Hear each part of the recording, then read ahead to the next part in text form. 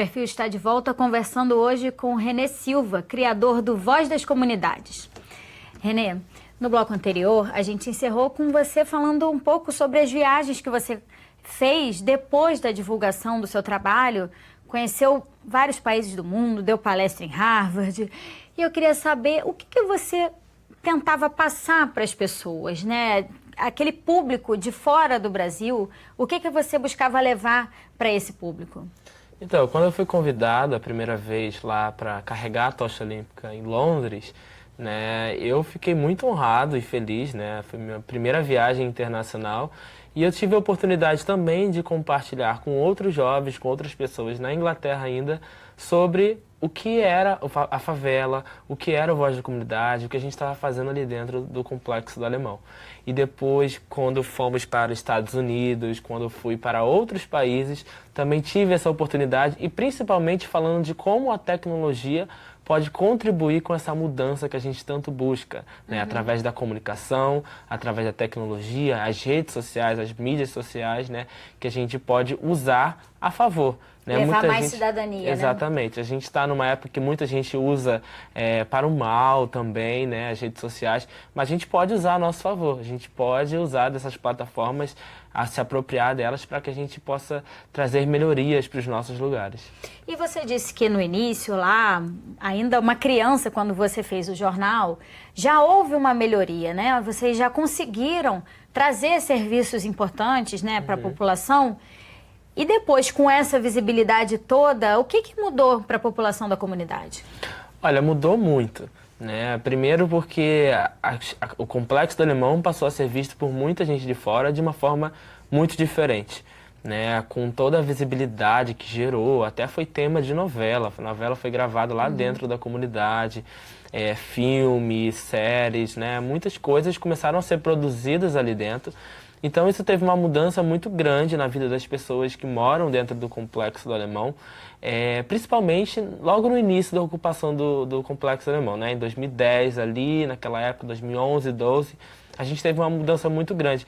A gente não estava ouvindo tiro, né? A gente ficou por 1 ano e meio, 2 anos mais ou menos, sem ouvir tiros, sem ter um problema Quando houve a ocupação com a UPP. Exatamente. No início até foi a Força de Pacificação, ainda não era a polícia. Ainda não era chamada de UPP. Né? Ainda não era a UPP, era a Força de Pacificação do Exército. E eles ficaram dentro da comunidade por 1 ano e meio. E durante esse período a gente não ouviu tiroteio, a gente não tinha relatos de violência. E depois, quando foi implantadas as UPPs, quando chegou a polícia dentro da comunidade, aí voltaram os casos de situações de tiroteios, mortes, violências, enfim, as situações que a gente já vivia no passado. E eu até gosto de explicar um pouco sobre isso, porque no passado, né, antes da ocupação, por exemplo, a polícia ia na favela para fazer a operação 3, 4 vezes no ano. Né? E aí a gente sabia o momento que ia ter, né? Soltavam fogos, faziam aquela história toda que a gente sabe que acontece dentro da favela. A população já sabe que está para acontecer. Que está para acontecer alguma coisa. Então as pessoas se preparavam, né? Quando ia acontecer alguma operação, buscava o filho na escola mais cedo, né? Tinha todo um clima ali dentro rolando. E depois que foi implantada a UPP, isso mudou muito, porque as pessoas não sabiam mais a hora que ia dar tiro, né? A gente nunca antes tinha tido situações de ter tiroteios de manhã, tipo 6 horas da manhã, né? 2 horas da tarde. Eram os horários mais, tipo, à noite, operação, ou tipo madrugada. Que as pessoas não estavam muito circulando, né? Exatamente. Então, os tiroteios começaram a ser mais, fazer parte da rotina dos moradores e as pessoas passaram a criar hábitos, mudar os seus hábitos a partir da situação que a gente estava vivendo. Então as pessoas já estavam mais com medo de levar o filho na escola, mudou o filho da escola porque ali próximo tinha situações de quando tinha operação, a polícia ficava ali próximo, ou o próprio tráfico. Então as pessoas tinham muito receio, muito medo, né, de tudo aquilo que está acontecendo ainda hoje dentro do Complexo do Alemão, porque não sabe a hora de entrar, a hora de sair. Então, depois que foi implantada a UPP, as pessoas estavam de verdade com uma esperança muito grande de que algo fosse mudar, de que o investimento... Porque naquela época a UPP, até dando um exemplo, por exemplo, do Morro Dona Marta... Primeiro, né? Que foi o primeiro, foi como uma experiência bem sucedida, que ficou muitos anos, né, sem ter um tiroteio. Outras comunidades esperavam aquilo também. E você mesmo falou que quando entraram as forças do Exército, houve esse tempo talvez, de esperança e de calmaria para a população, né? Sim, sim. Quando o Exército ficou, por exemplo, por 1 ano e meio, a gente conseguiu... as pessoas não estavam tão preocupadas com o momento de entrar na comunidade, sair, porque tem muitos moradores que trabalham e saem, tipo, madrugada, e chega de madrugada, ou sai de madrugada para o trabalho.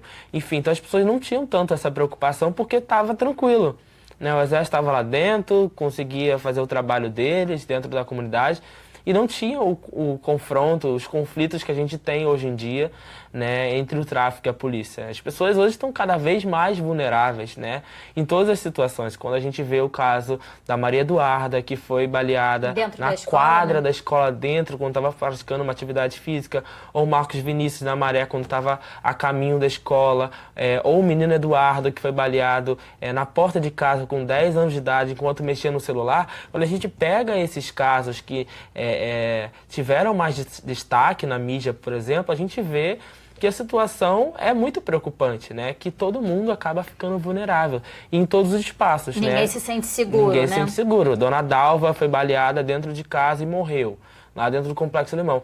Então, às vezes, a pessoa fala que não mora na favela, fala assim, mas foi baleado porque estava na rua, não estava em casa. E a pessoa, às vezes, é baleada dentro de casa, né? Às vezes a pessoa, porque não estava na escola, mas a pessoa, às vezes, é baleada dentro da escola. Isso tem que deitar no chão. Um preconceito, como você falou também, de quem não tem noção do dia a dia da comunidade. Da realidade, né? Como é que você acha que as pessoas que a gente chama, né, a população do asfalto, como é que você acha que essas pessoas enxergam os moradores da comunidade?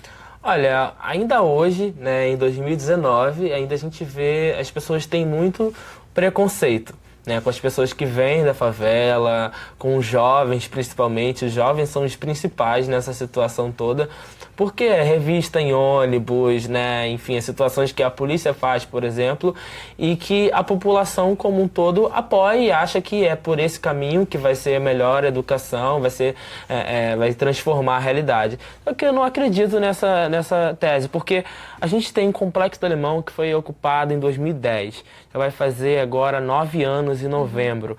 E esses bilhões, não foram milhões, foram bilhões investidos em segurança pública, em teleférico, né, em algumas situações, principalmente na área de segurança pública ali dentro. Se a gente tivesse esses bilhões, talvez, investido em educação, criando mais escolas, criando mais espaços ali dentro de cultura, de esporte, você acha que no Complexo do Alemão hoje não seria diferente? A gente talvez tivesse uma realidade diferente. Mudar, né? a perspectiva, né? Eu não estou dizendo que não tem que entrar com a polícia ali dentro da comunidade. Tem que ter também, mas tem que ser pensado igualmente. Não pode ter o medo que as pessoas têm, que os nossos governantes políticos têm, de investir nas outras áreas. Porque ninguém tem medo de assinar a caneta lá, com a caneta, quando é para investir bilhões em segurança pública, na polícia, em munição. E quando é para investir esse mesmo valor em educação, em cultura, em esporte, isso não é feito. Então, acho que essa transformação, eu acho que a gente poderia ter visto uma transformação de 10 anos após a ocupação do Alemão muito grande. Mas o que a gente vai ver agora, né, fazendo 9 anos em novembro, é que o menino de 7 anos de idade daquela época, passando agora já com 16, 17 anos, já está armado, seguindo pelo caminho errado. Então, assim, essa responsabilidade também é do Estado, né? Uma responsabilidade, eu não estou dizendo de nenhum governante específico, mas é uma responsabilidade do Estado como um todo. Do poder público, do poder né? público, porque se essa criança com 7 anos, na época da ocupação do Alemão, que não sabia, que estava vivendo um outro momento, se ela tivesse tido um acesso à educação de qualidade, um esporte, né? Tudo isso que a gente envolve dentro da favela seria diferente. Eu não vou dizer que não teve nenhuma melhoria. O Complexo do Alemão é privilegiado porque talvez seja a única favela do Rio de Janeiro que tem um cinema dentro da comunidade e com preço acessível, né? Um preço de R$5, onde todo mundo consegue pagar.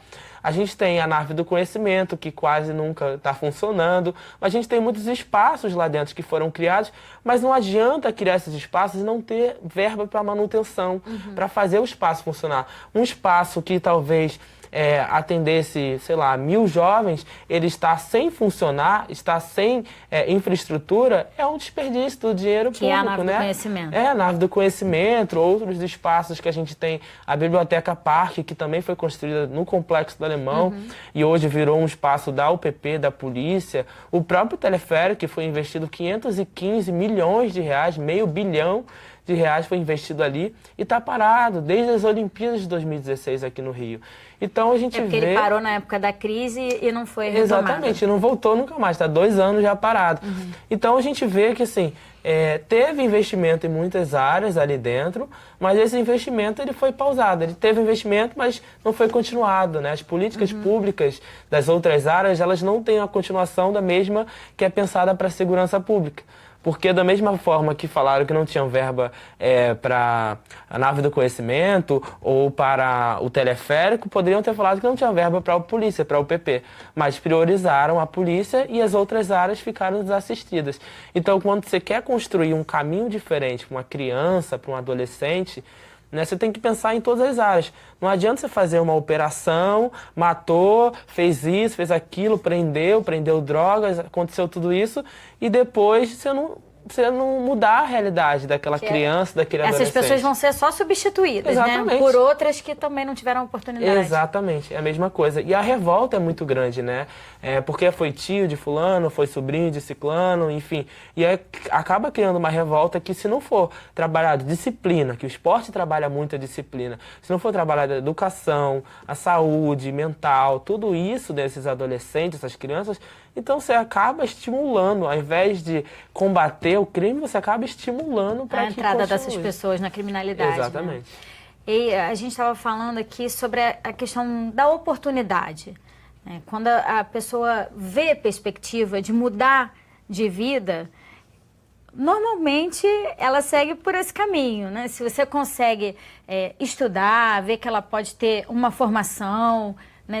Um trabalho digno, de repente um ensino técnico, profissionalizante, tudo isso poderia mudar o contexto dessa comunidade e mudar também essa conduta de só combater o crime, né? Evitar que o crime ocorra, né? Exatamente. Eu acho que a gente...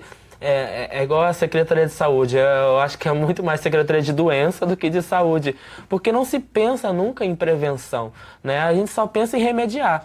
É a mesma coisa para a segurança pública, para a educação, para a cultura, para todos os outros problemas que a gente vê. As pessoas, os governantes, o poder público tem que pensar em prevenção. Né? Como a gente pode prevenir para que isso não aconteça no futuro? Como a gente pode prevenir para que as pessoas não fiquem doentes, para que isso aconteça? Então, assim, saneamento básico afeta na saúde da pessoa diretamente, a qualidade da água, se ela tem energia ou não em casa, se ela está fazendo a lenha. Então, muitas das coisas interferem diretamente na vida das pessoas e que isso não é uma preocupação. Só pensa, polícia vai resolver. E se fosse resolver alguma coisa, nesses 10 anos em que a gente tem polícia lá dentro da favela, fixa, morando lá dentro praticamente, 24 horas, a gente teria hoje um Complexo do Alemão lindo, maravilhoso, pacificado de verdade, como muita gente sonhou e esperava.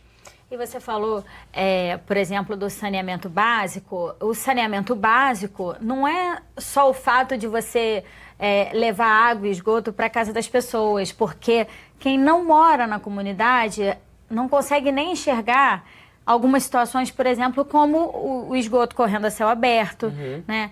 E você falou sobre a revolta de alguns moradores, principalmente jovens, né? Que estão vendo aquilo ali acontecer e que não há melhoria. Né? Isso tudo também vai levando a pessoa a buscar um caminho que não é o adequado. Você não ter os pais, por exemplo, muitas mães muito jovens que não têm com quem deixar as crianças para poder ir trabalhar em função da falta, por exemplo, de uma creche para deixar. Tudo isso acaba potencializando, né, os riscos dessas pessoas seguirem esse caminho. Quando você fala na favela, por exemplo, você não consegue falar em estrutura familiar. Porque poucas pessoas têm uma estrutura familiar. Ou a pessoa perdeu o pai, perdeu a mãe, ou não mora junto, é separado, ou é menor de idade. Então, assim, você tem muitas situações, e quando você vai falar de estrutura familiar, é muito difícil para quem não mora nesses lugares entender sobre isso, porque sempre teve a mãe perto, o pai perto, a avó perto, sempre teve o carro, o dinheiro para isso, para comer, para se alimentar, para tudo isso. Então, quando você mora na favela e vê situações, porque além dessa parte de comunicação, o Voz das Comunidades faz ações sociais dentro da comunidade também. A gente faz ações na Páscoa, Natal, Dia das Crianças. E quando a gente chega, seja nas crianças agora, por exemplo, na Páscoa, que a gente levou, foram 10 mil chocolates esse ano, a gente chega ali, as crianças nos veem como uma esperança. Né? As crianças começam a olhar diferente ali, meu Deus, chocolate, chocolate. E muitas famílias, muitos pais não têm condições nenhuma de comprar. Uma família que tem 5 crianças, 6 crianças, não consegue comprar chocolate de verdade, né? Então, quando você chega ali, é uma esperança, é um caminho diferente que a gente tenta levar. E esse ano a gente conseguiu distribuir também alguns livros, então incentivando a leitura para essa criançada. Então, acho que a gente precisa ter mais ações positivas como essas, né, dentro desses espaços. E quando for pensar em segurança pública, pensar paralelamente em educação, em saúde, em cultura, em esporte também. Vamos fazer mais um intervalo e a gente já volta falando sobre esse assunto. Não saia daí, a gente volta já já.